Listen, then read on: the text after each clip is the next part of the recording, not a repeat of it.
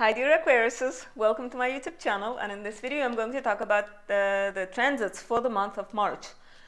This year March is a bit paradoxical because from the astrological perspective there is not a lot going on, but at the same time we have this huge astrological event at the end of the month. So let's see what March has got for us. So the first week of March should be relatively uneventful. Because on March 3rd we have the last quarter moon in Sagittarius, and what that means is that the first week of March is perfect for recharging your batteries, like resting, gain energy and get ready for the upcoming new moon and the lunar eclipse, because the eclipses are very energetically intense. Life feels more hectic around the eclipses, so do get that rest and get ready for the eclipses. I'm not saying that it's gonna turn your life upside down or change things forever. Yes, it will, but not necessarily in a bad or scary way. All right. The first week of March, what is it good for? It is good for rest, as I said, but also it's good for getting ready for the upcoming new moon. It's good for doing things like setting appointments so that you can go to it like after the new moon. It's a perfect time for filling out applications so that you find out about the decision around the time of the new moon. It is also a good time to mail things so that they're delivered by the time of the new moon, if you need to mail something. I mean, these are just rough examples, and I hope you get the idea. And so, after that, on March 9th, Mercury enters Aries until May 15th. And as you can see, that is an unusually long time for Mercury to spend in a sign. Normally, Mercury sprints through signs within just 3 weeks. It's a very quick moving planet. But this time, it's going to spend slightly more than 2 months in Aries. And that is because of the upcoming Mercury retrograde in April. But I'm going to talk more about that in April. But what I do need to mention for March is that on March 18th, Mercury is going to enter its shadow zone. The shadow zone is a zone where Mercury is going to go over it and station retrograde and slowly come back to this spot. And then here, from this point, it's going to turn direct again. And so this point is March 18th for the Mercury retrograde in Aries this year.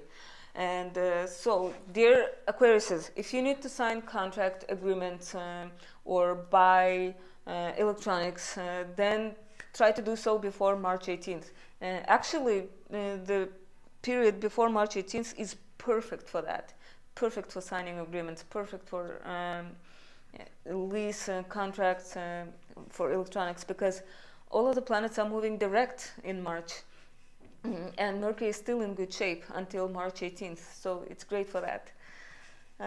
Next, on March 10th, we have a new moon in Pisces on the 20th degree of Pisces. And during this new moon, the luminaries are loosely sandwiched between Saturn and Neptune. The Saturn is in the early degrees of Pisces and Neptune is in the late degrees of Pisces. And the luminaries are going to meet somewhere in between, roughly speaking. And this new moon does not make a lot of aspects. One of the major aspects it makes is a sextile to Uranus in Taurus. And this is a very good aspect because it's it's the aspect of opportunity and support.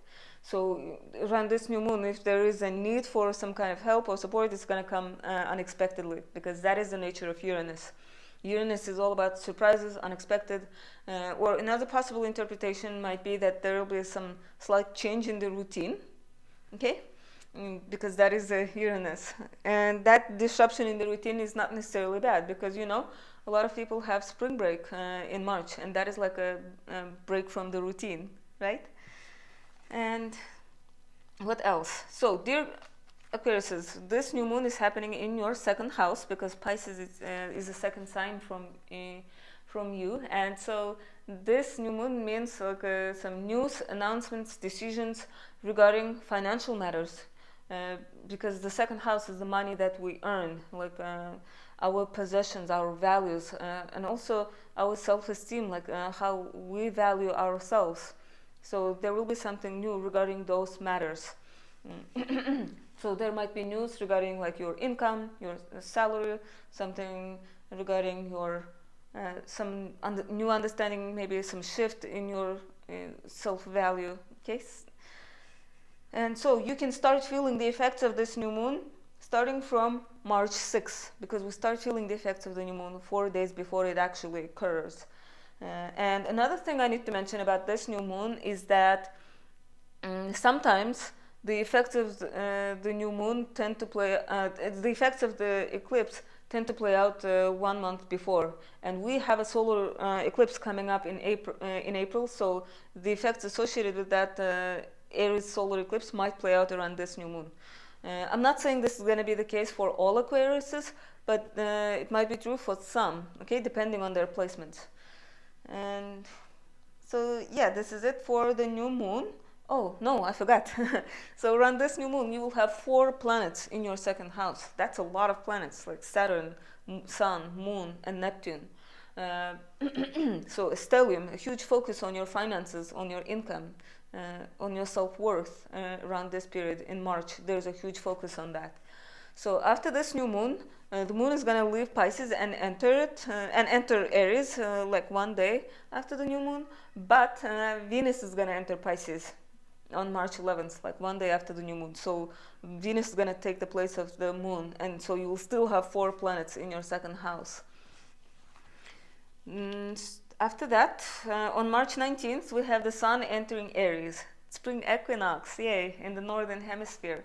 It marks the official beginning of spring.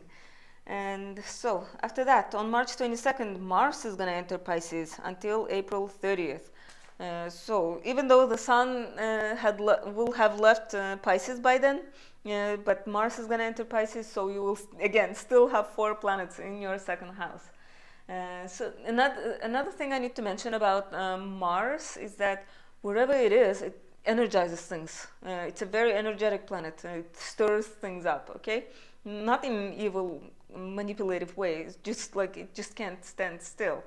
And so what that means is that when Mars is transiting through your second house, it might be the time when you spend a lot of money. So do be careful. But like, dear Aquarius, you have Saturn in there. So I think Saturn will give you like ability to control yourself, I guess, when it comes to spending. And also Venus will be in there, so it's not like you won't have money to spend. Yeah. So, and that's all I needed to mention about Mars in Pisces. Next. And finally, on March 25th, we have a lunar eclipse in Libra, on the 5th degree of Libra.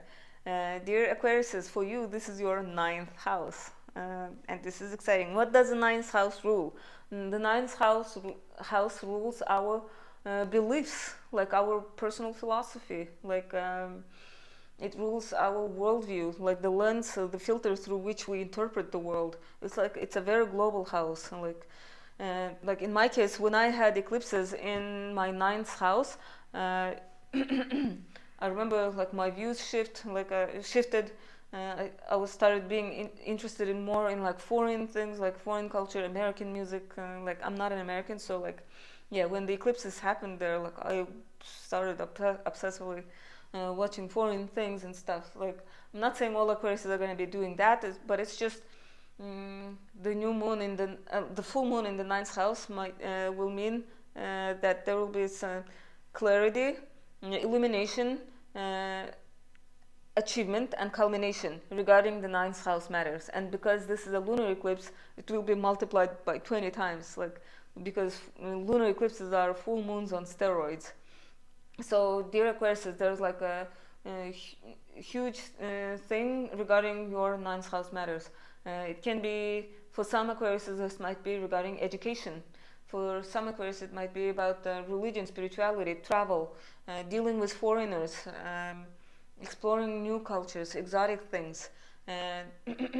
For other Aquarius, it might be about immigration, because those things are also associated with the 9th house, getting a passport, getting a visa, traveling. For some, it might be about like getting residence permit, green card, and stuff like that. So yeah, for those Aquariuses who have been waiting for citizenship, this might be the time when you finally achieve it, okay? So yeah, and what else was I going to mention? Like I'm going to make a separate video for the lunar eclipse, so please do check it out. I'm trying to keep this video as short as possible. And so this is it for March, dear Aquariuses. As I mentioned in the beginning of the video, not a lot is happening, but at the same time a lot is happening at the end. So be gentle with yourself. The energies are going to be hectic in March, and it's not necessarily bad. The dust will settle sometime in May, a month after the solar eclipse in Aries in April. So yeah, get ready for the fun 2 months. And remember that March is mostly about finances and income for you. And then the focus is going to shift towards communications, siblings, short distance travel when the sun enters your third house. Okay, so thank you for watching, dear Aquariuses. I hope you liked this video, and if you did, please like and subscribe, and I hope to see you guys in my April video. Bye.